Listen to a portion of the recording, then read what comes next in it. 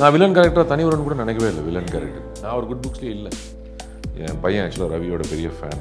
ஆனால் நீங்கள் ஒன்றுமே உங்கள் தோன்றதெல்லாம் நீங்கள் சொல்லவே கூடாது அப்படின்னீங்கன்னாக்க என்னால் ஒர்க் பண்ண முடியாது.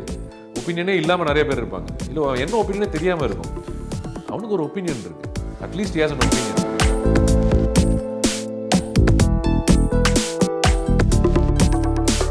படம் ஒரு கதை நம்ம படம் சொல்கிறோன்னாக்க நான் எப்படி பார்க்குறேன்னாக்க ஒரு படத்தில் அவன் கெட்ட விஷயங்கள் பண்ணுறதா இருக்கலாம். ஓகே, ஸோ அதனால் அவன் வந்து வில்லனா இல்லை நம்ம கன்வென்ஷனலாக அப்படி தான் நினச்சிட்ருக்கோம். நல்லவன் பண்ணுறோம் தான் ஹீரோ. இப்போ கெட்டவனை பற்றி ஒரு கதை நீங்கள் வந்து இப்போ காட் ஃபாதர்னு பண்ணிங்கன்னு வச்சுக்கோங்க. இதில் யார் ஹீரோ? பாலன். காட் ஃபாதர்ன்றது ஹீரோ. ஸோ நம்ம அது மாதிரி ஸ்கார் ஃபேஸ் பார்த்தீங்கன்னா ஆல்பர்ட். நான் வந்து அவங்களோட கம்பேர் பண்ணிக்கல, ஜஸ்ட் உதாரணத்துக்கு சொல்கிறேன்.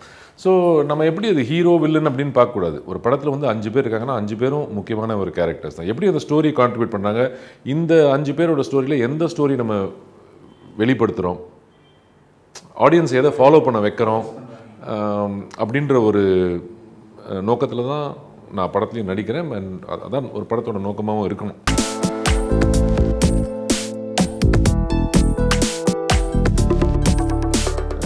அந்த கம்ஃபர்ட் லெவல் எப்போவுமே ஹையாக தான் இருக்கும். தனி ஒருவனுக்கு அப்புறம் நாங்கள் எப்படியும் எங்களுக்கு வந்து பேரன் இல்லை, நாங்கள் பர்சனலாக குட் ஃப்ரெண்ட்ஸ் ஆகிட்டோம். ஸோ க்ளோஸ் ஆகிட்டோம். என் ஃபேமிலிக்கு நல்லா தெரியும், பசங்களுக்கெல்லாம் தெரியும். என் பையன் ஆக்சுவலாக ரவியோட பெரிய ஃபேன். தனி ஒருவன் பார்த்ததுக்கப்புறம் ரவி தான் பிடிக்கும். என்ன நான் படுறது பிடிக்கும், பட் ரவியோட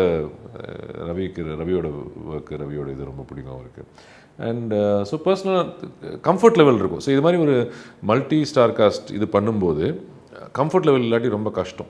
போகன்ற ஒரு கேரக்டர் வந்து நான் டெவலப் பண்ணிட்டு வரேன். என் மனசுலையும் சரி, இதுலேயும் சரி, இது பண்ணுவான், அது பண்ணுவான், அது பண்ண மாட்டான், இப்படி பண்ணலாம், அப்படி பண்ணலாம். அது மாதிரி லக்ஷ்மண் கிட்ட பேசும்போது கூட இது பண்ணிட்டு வரோம்.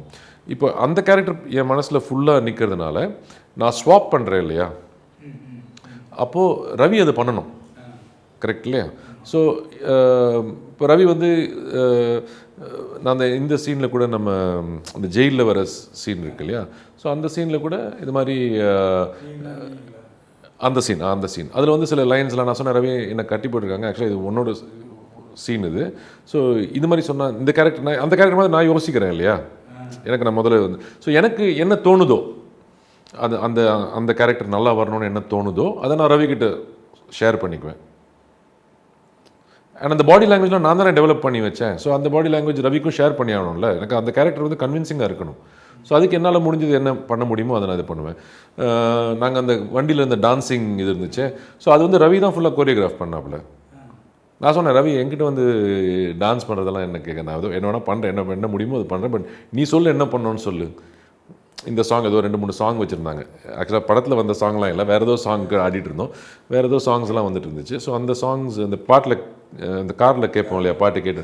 ஸோ அப்போ ரவி நீ இது பண்ணு சொன்னால் அந்த ஷூட்டிங் அந்த இது ஃபுல்லாக நான் ரவி மாஸ்டர் தான் சொல்லிட்டு இருப்பேன். ஃபார் எக்ஸாம்பிள், சொல்லுங்கள் மாஸ்டர், சொல்லு என்ன பண்ணணும்னு சொல்லு, ரவி என்ன பண்ணணும்னு சொல்லுன்னு. ஸோ இதில் ஈகோலாம் பார்த்தோன்னாக்கா நம்ம ஒரு நல்ல ப்ராடக்ட் பண்ண முடியாது.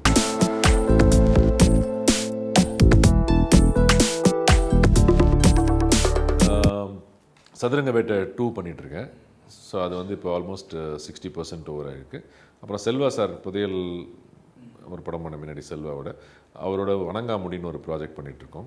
அது ரித்திகா சிங் அவங்க பண்ணுறாங்க என்னோட. இது சதுரங்க வேட்டை 2 வந்து த்ரிஷா இருக்காங்க, ஸ்ரீமான், மனோபாலா அவங்களாம் இருக்காங்க. இதில் வணங்காமுடியில் டேனியல் பாலாஜி அவங்களாம் கூட இப்போ சைன் பண்ணியிருக்காங்கன்னு நினைக்கிறேன். அண்ட் அதுக்கப்புறம் நம்ம சித்திக் சார் இருக்கார் தெரியுமா மலையாளத்தில், அந்த சித்திக் சார் வந்து பாஸ்கர் த ராஸ்கல்னு ஒரு படம் பண்ணியிருக்கார், மம்முட்டி நயன்தாரா படம். அதை ரீமேக் பண்ணுறோம் இப்போது.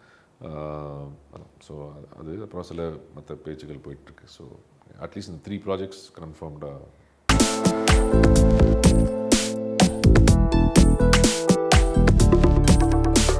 நான் வந்து இப்போ என் மனசில் நிறையா விஷயங்கள் தோணும். கரெக்டாக அது சிலது வந்து வெளியே வரும், சிலது வெளியே வராது. கருத்து வேறுபாடுங்கிறது it's a part of the thing. இப்போ நம்ம ஒரு டீமை ஒர்க் பண்ணும்போது இப்போ எனக்கு வந்து நிறைய பேர் சஜஸ்ட் பண்ணியிருக்காங்க. நான் பண்ணுறதெல்லாம் நான் பண்ணுற விஷயங்கள் இருக்கு இல்லையா, அது நான் இன்புட்டாக எடுத்துக்குவேன். இல்லை நான் மற்றவங்க தெரியாமையே எனக்கு சொல்லிக் கொடுப்பாங்க. அவங்கள பார்த்து ஏதாவது ஒன்று கற்றுக்குறோம். இதெல்லாம் பண்ணும்போது ஓப்பனாக இருக்கணும் மைண்டு.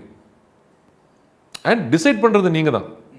இப்போ நான் லக்ஷ்மண் கிட்ட சொன்னால் லக்ஷ்மண் தான் டிசைட் பண்ணணும். என்கிட்ட அவர் ஏதாவது சொன்னால் நான் தான் டிசைட் பண்ணணும். எப்படி பண்ண போகிறோம், என்ன பண்ண போகிறோம், பண்ணணுமா வேண்டாமான்ற ஒரு விஷயம் இருக்கு இல்லையா. ஸோ இது வந்து நீங்கள் என்னை வந்து ஒருத்தர்கிட்ட விட்டுட்டு இவரோட படம் பண்ணுங்கள், இந்த டீமோட படம் பண்ணுங்கள், ஆனால் நீங்கள் ஒன்றுமே உங்கள் தோன்றதெல்லாம் நீங்கள் சொல்லவே கூடாது அப்படின்னீங்கன்னாக்க என்னால் ஒர்க் பண்ண முடியாது. ஸோ அப்படி ஒரு டீம் ஒர்க்காக ஒரு எஃபர்ட் போட்டு ஒரு ஓப்பன்னஸோட ஒர்க் பண்ணுற டீமோட தான் நான் ஒர்க் பண்ணணும்னு நினைக்கிறேன். ஸோ அது மாதிரி நம்மளே இந்த டீம்ஸை செலக்ட் பண்ணும்போது அதில் வந்து இந்த இன்டர்ஃபியரன்ஸுங்கிற வார்த்தையே வராது.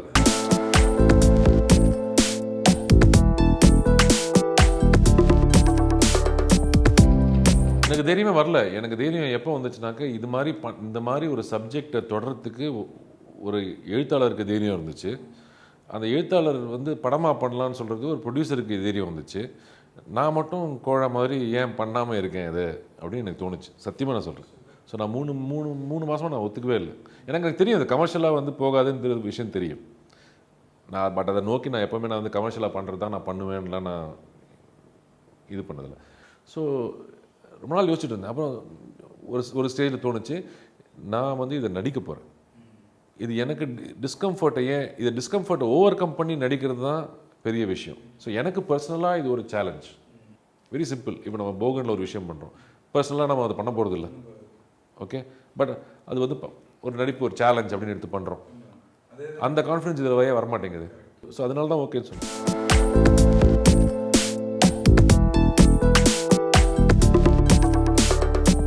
இப்போ கொஞ்சம் ஒதுங்கி இருக்காரு. எனக்கு இப்போ நிறைய டீம்லாம் அங்கே செட்டப் பண்ணியாச்சு. சீனியர் மேனேஜ்மெண்ட் டீம்ஸ் எல்லாம் வந்தாச்சு. இல்லை நிறைய பேர் இருக்காங்க ஏற்கனவே. நிறைய எம்ப்ளாயீஸ் இருக்காங்க. அண்ட் ஒரு சீனியர் மேனேஜ்மெண்ட் டீம் நான் எவ்ரிடே அங்கே அது போகணுன்ற ஒரு இது இல்லை. எனக்கு கம்பெனி அது மாதிரி வளர்ந்துருச்சு ஆல்சோ. அண்ட் நானும் சேஞ்ச் பண்ணிக்கிட்டேன் சில விஷயங்கள். எனக்கு இப்போது என் மைண்டில் வந்து இந்த அகைன் நடிக்கணும் அது மாதிரி இல்லை, க்ரியேட்டிவாக இருக்கணுன்ற ஒரு ஃபேஸ் இருக்குது. அண்ட் அது ஒரு இன்னும் கஸ்டமர்ஸ் ஹாப்பியாக இருக்காங்க, செட்டில் ஆகிருக்கு நிறையா. இப்போ நான் வந்து அங்கே கம்பெனிலையும் சில க்ரியேட்டிவ் விஷயங்கள், அந்த புது அப்ளிகேஷன்ஸ் டெவலப் பண்ணுறது, அந்த மாதிரி ஒரு ஃபோக்கஸில் தான் போக வேண்டியிருக்கே தவிர டே டு டே மேனேஜ்மெண்ட் பண்ணுறதுலையே ஃபோக்கஸ் இருக்கக்கூடாது. எனக்கு அது நிறைய நல்ல கேப்பபிள் பீப்புள் இருக்காங்க. ஸோ அவங்களுக்கெல்லாம் ஒரு வாய்ப்பு கொடுத்துட்டேனாக்கா நான் வந்து ஜஸ்ட்டு க்ரியேட்டிவ் ப்ராடக்ட் இன்னொரு நியூ ப்ராடக்ட் க்ரியேட் பண்ணுறதோ, இல்லை வேறு ஒரு ஐடியாவை இன்க்ளூட் பண்ணுறதோ, இது மாதிரி ஃப்ரீயாக யோசிக்கிறதுக்கு எனக்கும் ஒரு ஆப்பர்ச்சுனிட்டி இருக்குது.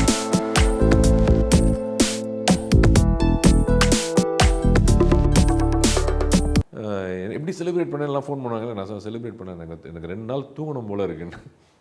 அவ்வளோ டென்ஷன். இன்டர்வல் பிளாக் பிடிக்குமா, நம்ம சொல்லி பண்ணோமே, இன்டர்வல் பிளாக் பிடிக்குமா, இது பண்ணோமா, இது வந்து படம் நல்லா இருக்கணுமா, எல்லாரோட ஒர்க்கும் அப்ரிஷியேட் பண்ணணும், பண்ணுறாங்களா இது ஒரு டென்ஷன் இருக்குது இல்லையா. ஒரு படம் நம்மளே பார்க்கும்போது இந்த ஏரியா எனக்கு வந்து சரிப்படலை, இந்த ஏரியா எனக்கு இதெல்லாம் வந்து நமக்கு தோணும். எல்லாமே நல்லா இருக்குது, நம்ம நடித்ததுனால எல்லாமே நல்லா இருக்குன்னு சொல்ல முடியாது. ஸோ பட் அதை வந்து அது ஒரு பெரிய விஷயமாக பார்க்குறாங்களா, இல்லை அது வந்து அப்படி பிடிக்காத விஷயம் பாஸ் ஆகிடுதா, நம்ம ஒரு எஃபர்ட் எடுத்து ஒரு விஷயம் பண்ணோமே அதுக்கு வந்து கை தட்டுறாங்களா, ரியாக்ட் பண்ணுறாங்களா, சிரிக்கிறாங்களா, அது மாதிரி ஒரு டென்ஷன் இருக்கு இல்லையா. நம்ம வித்தியாசமாக பண்ணும்போது தான் அது டென்ஷனாக இருக்குது. நார்மலாக பண்ணிட்டு போகும்போது அது வந்து சக்ஸஸாக செலிப்ரேட் பண்ணிக்கலாம். சக்ஸஸ் தான், இன்னொரு ஃபியூ டேஸ் கழிச்சு எனக்கும் அதை செலிப்ரேட் பண்ணணுன்னு தான் தோணும். பட் ஃபஸ்ட்டு இதை அக்செப்ட் பண்ணான்னு ஒன்று அந்த எனர்ஜி ஃபுல்லாக போயிடுது.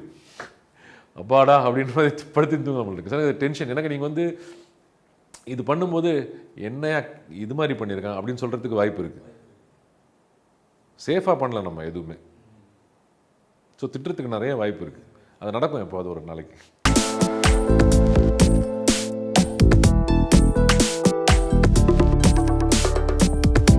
நான் ஒரு குட் புக்ஸ்லேயே இல்லை. நீங்கள் அவர் கேளுங்க, என்ன திட்டுவார். நீங்கள் ஏதாவது என்னை பற்றி பேசினாலே அவர் திட்டுவார். நிச்சயமாக சொல்கிறேன். நான் நினச்சிக்கிறேன் அது ஆசையில் திட்டுறாரு அப்படின்னு, செல்லமாக திட்டுறாரு அப்படின்னு நான் நினச்சிக்கிறேன். ஆனால் ஒத்துக்க மாட்டார். குட் புக்ஸில் தெரியாது எனக்கு. அவர் ஆக்சுவலாக அவருக்கு என்ன ரொம்ப பிடிச்ச விஷயன்றது சொல்கிறேன். உங்களுக்கு ஒரு அபிப்பிராயம் இருந்தால் அவருக்கு பிடிக்கும். அது அவரோட அபிப்பிராயத்தை எதிர்த்து இருந்தால் அதை நீங்கள் வெளிப்படுத்தினீங்கன்னா அது இன்னும் பிடிக்கும். என்கிட்ட சொல்ல ரொம்ப நல்ல விஷயம் கற்றுக்கிட்டேன் அவர்கிட்ட. அவர் சொல்லுவார், இது ஏதாவது ஒரு விஷயம் பற்றி பேசணும், அது சரியா இல்லையா, இது அவனுக்கு ஒரு அபிப்பிராயம் மாதிரி இருக்குல்ல, அந்த அபிப்பிராயத்தை வெளிப்படுத்துகிறான்ல, அது ஒரு பெரிய விஷயம். நீங்கள் வந்து உங்கள் அபிப்பிராயம் இதை பற்றி என்ன உங்கள் அபிப்பிராயம்னு தெரியாமையே நிறைய பேர் பேசுவாங்க.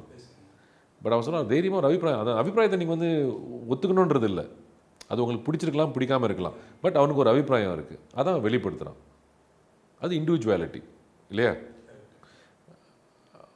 ஸோ அது மாதிரி நிறைய விஷயங்கள் சொல்லுவார். ஏதோ ஒரு கான்வர்சேஷனில் வரும்போது இது மாதிரி விஷயங்கள் வரும், இதெல்லாம் நான் எடுத்துக்குவேன், கற்றுக்குவேன். இந்த மாதிரி ஓகே கரெக்ட். ஆக்சுவலாக ஒப்பீனியனே இல்லாமல் நிறைய பேர் இருப்பாங்க, இல்லை என்ன ஒப்பீனியனே தெரியாமல் இருக்கும், அவனுக்கு ஒரு ஒப்பீனியன் இருக்குது, at least he has an opinion அப்படிம்பார்.